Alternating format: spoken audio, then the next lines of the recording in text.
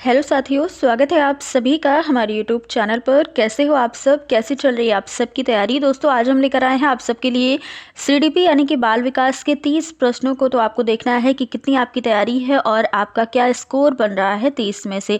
तो लास्ट में आप अपना स्कोर जरूर बताइएगा। तो चलिए वीडियो को स्टार्ट करते हैं। पहला प्रश्न देखेंगे। इसके पहले आप सब ने अगर चैनल को सब्सक्राइब ना किया हो तो कर लीजिएगा। वीडियो आपको पसंद आएगी तो वीडियो को लाइक कीजिएगा और ज़्यादा से ज़्यादा लोगों तक शेयर भी कीजिएगा।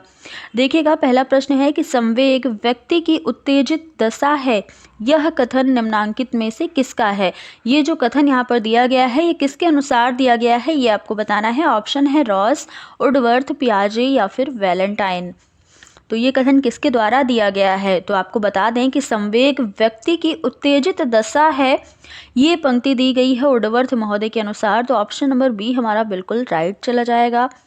अगला प्रश्न देखिएगा, सीखने की प्रक्रिया में सीखने का स्थानांतरण हो सकता है कैसा? सकारात्मक, नकारात्मक, शून्य या फिर उपरोक्त सभी।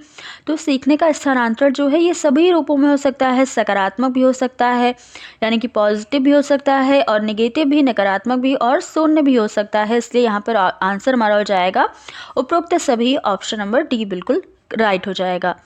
ये सारे जो प्रश्न आपको दिख रहे हैं ये प्रीवियस ईयर पेपर के प्रश्न हैं, तो पूछे जा चुके हैं, इसलिए ये आपको हेल्प भी करेंगे अगर आप सीटेट के लिए प्रिपेयर कर रहे हो, यूपी टेट के लिए या फिर एसटेट के लिए। तो ये सारे एग्जाम के लिए इम्पॉर्टेंट है। अगला प्रश्न ये है कि निम्न में से कौन सा मत अंतर्दृष्टि द्वारा सीखने की व्याख्या करता है? ऑप्शन है मनोविश्लेषणवाद, व्यवहारवाद, संबंधवाद या फिर गेस्टाल्टवाद। क्या पूछा गया है? अंतर्दृष्टि के द्वारा। तो आपको शायद याद होगा, आपने पढ़ रखा होगा अंतर्दृष्टि का सिद्धांत किसके द्वारा दिया गया है? तो कोहलर महोदय के अनुसार दिया गया है। और इनका जो अंतर्दृष्टि सिद्धांत है उसे हम क्या कहते हैं? गेस्टाल्टवादी सिद्धांत भी कहते हैं। तो ये आप यहाँ पर रिलेट कर पा रहे होंगे। तो हमारा आंसर हो जाएगा गेस्टाल्टवाद। ऑप्शन नंबर डी राइट चला जाएगा। अगला प्रश्न है कि किस मनोवैज्ञानिक ने सीखने की सामग्री के रूप में निरर्थक शब्दों का प्रयोग किया है? ऑप्शन ए है विलियम जेम्स, स्किनर, एबिंगहॉस या फिर बार्टलेट। किस मनोवैज्ञानिक ने सीखने की सामग्री के रूप में निरर्थक शब्दों का प्रयोग किया है? तो आंसर हो जाएगा ऑप्शन नंबर सी, एबिंगहॉस ने। ऑप्शन सी बिल्कुल राइट है। अगला प्रश्न है, सीखने के नियम दिए गए हैं किसके अनुसार? पावलोव के अनुसार, स्किनर, कोहलर या फिर थॉर्नडाइक। तो आप सबको पता है कि सीखने का नियम दिया है थॉर्नडाइक ने, और 3 जो है वो मुख्य नियम दिया है और 5 गौड़ नियम दिया है जो आपने पढ़ रखा है। तो ऑप्शन डी हमारा बिल्कुल राइट हो जाएगा। अगला प्रश्न है कि सीखना है क्या है? व्यवहार में परिवर्तन है, अनुभव तथा अभ्यास का परिणाम है, व्यवहार में अपेक्षाकृत स्थायी परिवर्तन है या फिर उपरोक्त सभी है। तो सीखना क्या है आपको बताना है। आंसर क्या हो जाएगा? आंसर हो जाएगा उपरोक्त सभी। ऑप्शन नंबर डी, सीखना व्यवहार में परिवर्तन भी है, अनुभव तथा अभ्यास का परिणाम भी है और व्यवहार में स्थायी, अपेक्षाकृत स्थायी परिवर्तन भी है। इसलिए आंसर हमारा ऑप्शन डी हो जाएगा।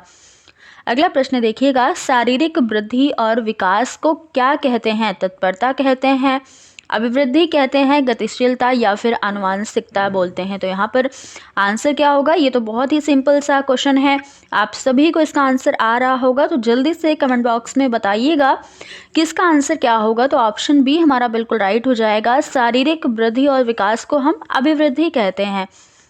अगला प्रश्न देखिएगा क्या है। तो यहाँ पर भी एक कथन दिया गया है कि चिंतन संज्ञानात्मक पक्ष में एक मानसिक क्रिया है। यह कथन किसने दिया? डिवी ने दिया, गिलफर्ड ने दिया, क्रूज या फिर रॉस ने दिया। तो इसका आंसर आप बताइएगा। तो दोस्तों यहाँ पर हमारा आंसर हो जाएगा ऑप्शन नंबर डी, रॉस महोदय के द्वारा ये कथन दिया गया है। अगला प्रश्न है कि बाल मनोविज्ञान के आधार पर कौन सा कथन सबसे उत्तम है या सर्वोत्तम है?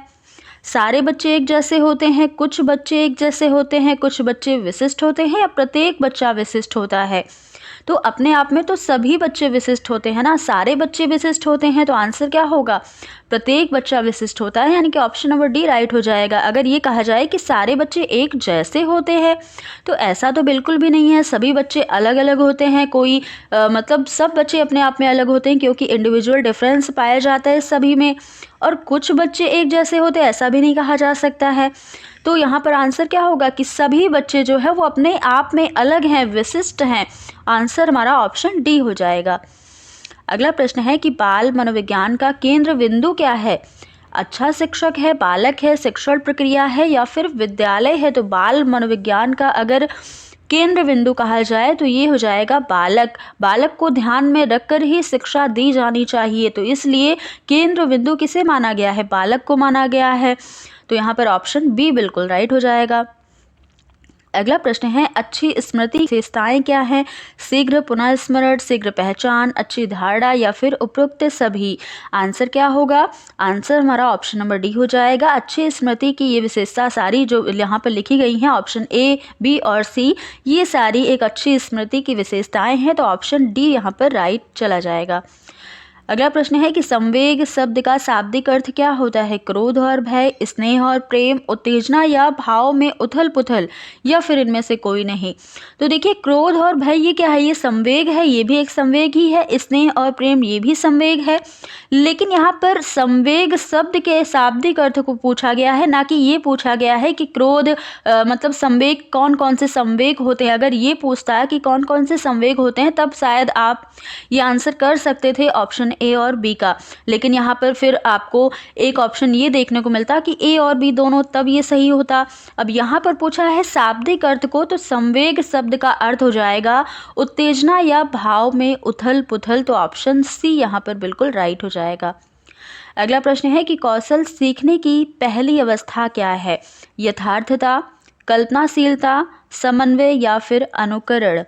इसका आंसर क्या होगा? आंसर हो जाएगा ऑप्शन नंबर डी, कौशल सीखने की पहली अवस्था अनुकरण है। ऑप्शन डी बिल्कुल राइट है। अगला प्रश्न है मानसिक आयु के प्रत्यय का सर्वप्रथम प्रयोग किसने किया? गिलफर्ड ने किया, थॉर्नडाइक ने किया, स्पीयरमैन ने किया या फिर बिने और साइमन ने किया? मानसिक आयु के प्रत्यय का सबसे पहले प्रयोग किया गया है बिने और साइमन के द्वारा, तो ऑप्शन डी आपको ध्यान रखना है, ये बिल्कुल सही हो जाएगा। अगला प्रश्न है शैशवावस्था के लिए उत्तम शिक्षण विधि कौन सी है? मॉन्टेसरी विधि है, खेल विधि है, किंडरगार्टन विधि है या फिर उपरोक्त सभी है? देखिए, कमेंट बॉक्स में आपको ये बताना है कि मॉन्टेसरी विधि, खेल विधि और किंडरगार्टन विधि के प्रतिपादक कौन है? तो आंसर हमारा यहाँ पर हो जाएगा उपरोक्त सभी। ये सारी विधियाँ जो हैं, ये सारी विधियाँ शैशवावस्था के लिए उत्तम विधि है शिक्षण विधि। ऑप्शन डी राइट हो जाएगा। अगला प्रश्न है बाल विकास में प्रक्रिया पर बल दिया जाता है या वातावरण और अनुभव की भूमिका पर बल है? गर्भावस्था से किशोरावस्था तक अध्ययन होता है या उपरोक्त सभी पर? तो बाल विकास में क्या होता है ये आपको बताना है। आंसर क्या हो जाएगा?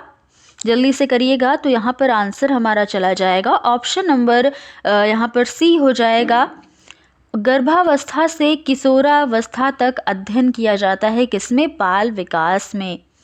अगला प्रश्न है बाल विकास का अध्ययन क्षेत्र है बाल विकास की विभिन्न अवस्थाओं पर अध्ययन, वातावरण का बाल विकास पर पड़ने वाले प्रभाव का अध्ययन या फिर व्यक्तिक विभिन्नता का अध्ययन या फिर उपरोक्त सभी?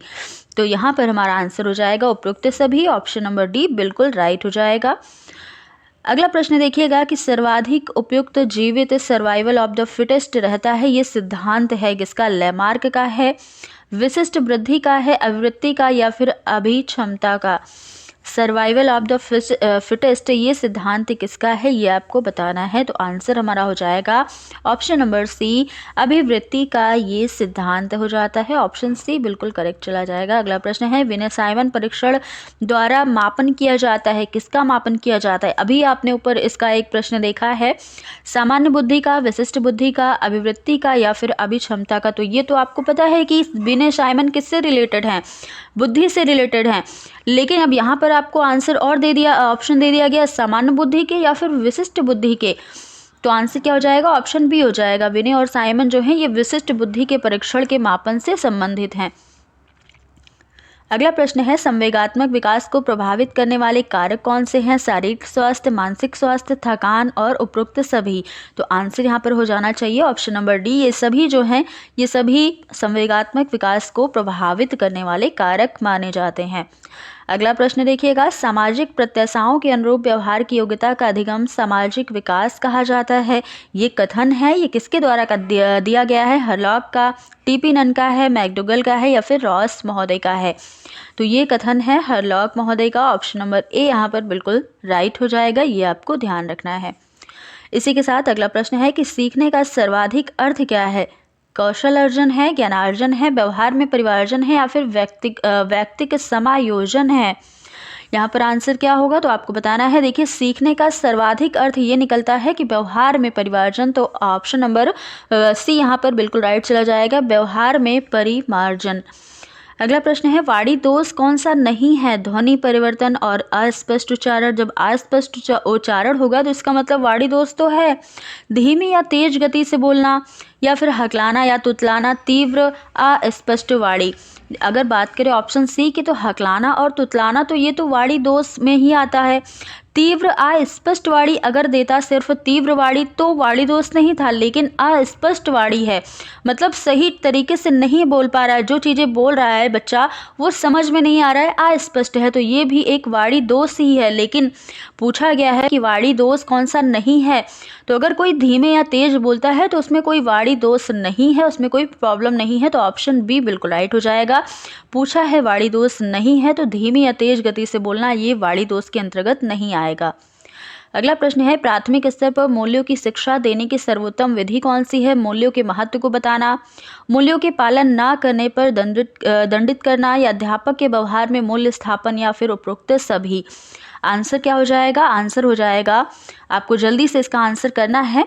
देखिए, उपरोक्त सभी ऑप्शन नंबर डी यहाँ पर बिल्कुल सही, यहाँ पर ऑप्शन सी यहाँ पर राइट होना चाहिए। डी वाला देखिए ऐसे आप कंफ्यूज हो जाएंगे अपने एग्जाम में भी, तो आपको कंफ्यूज नहीं होना है।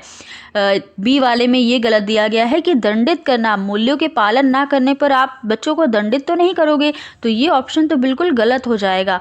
सही क्या होगा? अध्यापक के व्यवहार में मूल्य स्थापन, तो ऑप्शन सी बिल्कुल राइट हो जाएगा।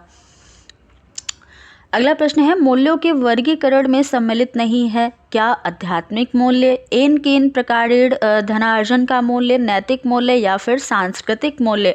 तो जो मूल्य होते हैं उनमें उनके वर्गीकरण में कौन सा शामिल नहीं है? ऑप्शन बी राइट हो जाएगा, एन केन प्रकारेण धनार्जन का मूल्य। कैसे भी करके आप धन को अर्जित करना, ये तो मूल्य में नहीं आता है, तो ऑप्शन बी राइट चला जाएगा। अगला प्रश्न है कि व्यक्तित्व के संगठन का स्वरूप है सामाजिक आर्थिक, सामाजिक राजनीतिक, मनोवैज्ञानिक शारीरिक, या फिर मनोवैज्ञानिक आध्यात्मिक। आंसर हो जाएगा ऑप्शन नंबर बी। यहाँ पर ऑप्शन यहाँ पर बी नहीं होगा, आपको अपना आंसर जल्दी से कमेंट बॉक्स में करना है। जल्दी से बताइएगा इसका आंसर क्या होगा। तो मैं यहाँ पर मैंने बोल दिया था आंसर पहले ही, मैं आपसे पूछने वाली थी, तो आंसर बी ही हो जाएगा, सामाजिक और राजनीतिक। ये आंसर बिल्कुल राइट है। अगला प्रश्न है, आत्म केंद्रित व्यक्ति होता है अंतर्मुखी, बहिर्मुखी, उभयमुखी, या फिर सामाजिक निर्भर। यहाँ पर आंसर करिएगा। कोई व्यक्ति आत्म केंद्रित रहता है तो वो कैसा है? अंतर्मुखी है, बहिर्मुखी है, उभयमुखी है, या सामाजिक निर्भर है? तो वो व्यक्ति कैसा है? वह व्यक्ति हो जाएगा यहाँ पर अंतर्मुखी। क्या होगा? अंतर्मुखी है। जब आत्म केंद्रित है, वो अपने अंदर ही रहता है, मतलब ना किसी से बोलता है, तो कैसा? अंतर्मुखी हो जाएगा। आंसर हो जाएगा ऑप्शन नंबर ए। अगर कोई ऐसा व्यक्ति होता जो सभी से बोलचाल मतलब सभी से बोलता आपस में, तो वो क्या होता? बहिर्मुखी हो जाता। और ऐसा कोई व्यक्ति जो अंतर्मुखी भी हो और बहिर्मुखी भी हो, तो वो कैसा होगा? उभयमुखी हो जाएगा। तो आंसर आपका हो जाएगा ऑप्शन नंबर ए, अंतर्मुखी। अगला प्रश्न है, देखिएगा, अपने ऊर्जा बल यानी कि लिबिडो को बाहर की ओर अभिव्यक्त करने वाले व्यक्ति का प्रकार कैसा होता है?